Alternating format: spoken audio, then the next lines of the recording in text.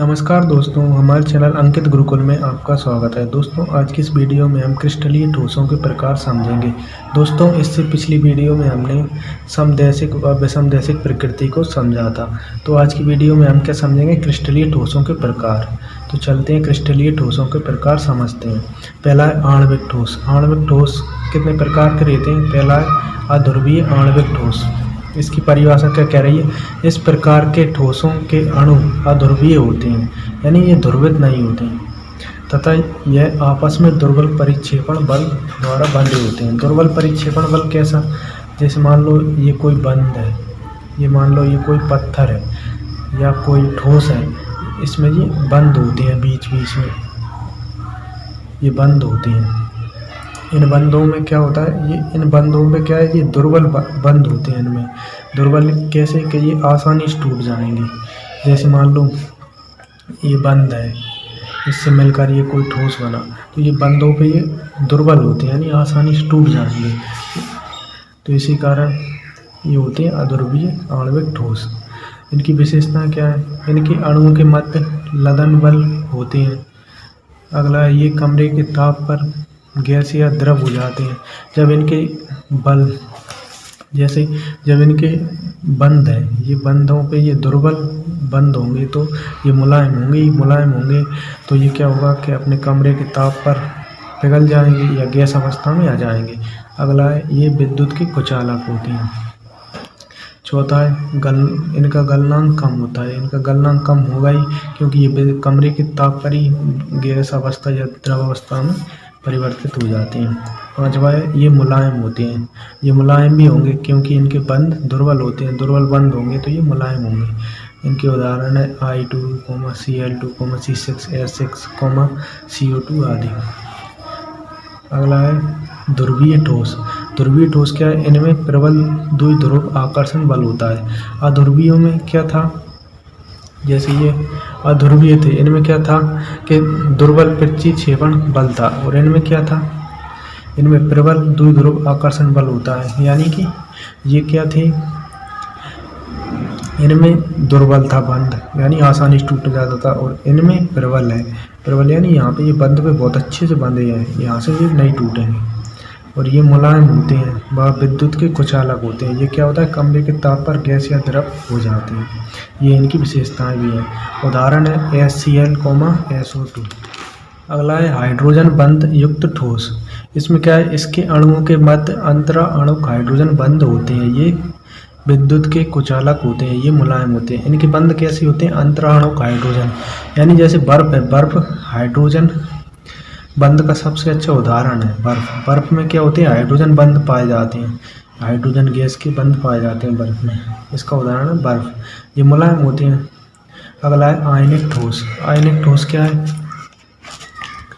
इनके अवयवी कण आयन होते हैं। नाम से ही पता चल रहा है आयनिक ठोस। आयनिक ठोस है तो उनके अवयवी कण कैसे होंगे? आयन के बने। जैसे यहाँ पे ये कण होते हैं, बंध है, ये कण है। जैसे ये कोई ठोस है, आयनिक ठोस है, ये आयनिक ठोस है, इसमें ये कण है, तो ये किसके होंगे? आयनिक के। यानी ये आयनिक ठोस में क्या होता है? उसके कण है, ये जिन कणों से मिलकर ये आयनिक ठोस बना है, वो कण आयनिक कण होते हैं। अगला है, इनके आयनों के मध्य बल विद्युत आकर्षण बल होता है। जैसे ये आयनिक ठोस है, इसके ये आयनिक बंध है, आयनिक कण है। ये आयनिक कण क्या होते हैं? एक दूसरे से प्रबल विद्युत आकर्षण बल से बंधे होते हैं। अगला है, ये कठोर व उच्च गलनांक वाले होते हैं।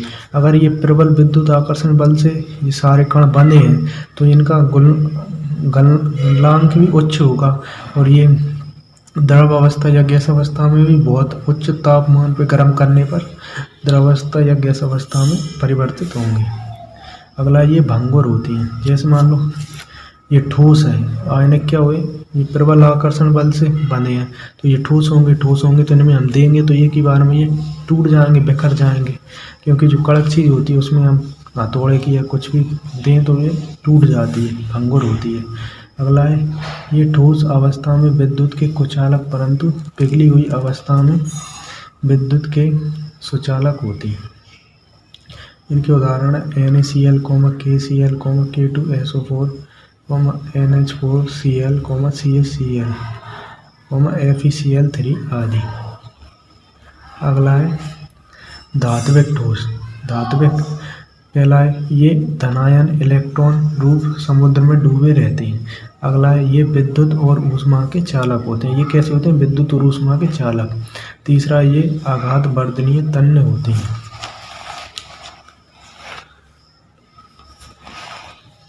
चौथा ये कठोर तथा उच्च गलनांक वाले होते हैं। इनके उदाहरण सभी धातु जैसे Cu, Al, Fe, Ni, Cr, Mg ये धातु हैं।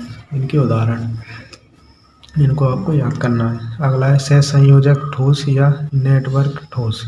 सहसंयोजक ठोस क्या है? इसमें परमाणुओं के मध्य सहसंयोजक बंध पाया जाता है। सहसंयोजक ठोस है नाम से, तो उसमें कैसे बंध होंगे? सहसंयोग। जैसे यहाँ पे आणविक ठोस था। आणविक ठोस में कैसे थे? आयनिक बंध थे। जैसे ये आयनिक ठोस था, आयनिक ठोस। आयनिक ठोस में कैसे थे? आयनिक बंध थे, या आयनिक कणों से मिलकर ये आयनिक ठोस बनते थे। उसी प्रकार यहाँ पे सहसंयोजक ठोस है, तो सहसंयोग ठोस भी सहसंयोजक बंध या परमाणु से मिलकर बनेगा। और क्या है? इसमें परमाणु परस्पर मिलकर विशेष अणु का निर्माण करते हैं। जैसे सहसंयोजक ठोस है, जैसे ये मान लो कोई सहसंयोजक ठोस है, ये सहसंयोजक बंधों से मिलकर बना है। तो इसमें क्या है? इसमें जो परस्पर ये परमाणु होते हैं, ये जैसे ये परमाणु है, ये परमाणु मिलकर एक अणु बना लेते हैं, और वो अणु क्या होता है? एक विशेष अणु होता है। यही इसमें बताया गया है। अगला ये अत्यधिक कठोर व उच्च गलनांक वाले होते हैं। ये कैसे होते हैं? अत्यधिक कठोर व उच्च गलनांक वाले। अगर इनके अणु और परमाणु अत्यधिक अच्छे से बंधे होंगे तो ये कठोर होंगे और उच्च गलनांक वाले भी होंगे। ये ठोस अथवा पिघली हुई अवस्था में विद्युत के कुचालक होते हैं। इनका उदाहरण है हीरा, SiS, silicon carbide, Ai, aluminium nitride. इसका एक अपवाद है ग्रेफाइट। ग्रेफाइट कार्बन का एक बहुत अच्छा रूप है। ये क्या है? ये षटकोणीय परतों के रूप में, जैसे हीरा होता है, हीरा भी षटकोणीय आकृति का होता है और ग्रेफाइट भी षटकोणीय आकृति का होता है। ये परतें एक दूसरे से पर फिसलती हैं। ग्रेफाइट क्या होता है? ग्रेफाइट थोड़ा नरम होता है, हीरा कड़क होता है, हीरा कठोर होता है और ग्रेफाइट नरम होता है। नरम होता है तो क्या होता है? उसकी परतें एक दूसरे से फिसलती हैं, जिसके कारण वो नरम होता है। अतः ग्रेफाइट नरम होता है। इसमें स्वतंत्र इलेक्ट्रॉन होने के कारण यह विद्युत का सुचालक होता है। ग्रेफाइट क्या है? विद्युत का सुचालक होता है। तो आज की वीडियो में इतना ही, मिलते हैं अगली वीडियो में। अगर आपने अभी तक मेरे चैनल को सब्सक्राइब नहीं किया प्लीज़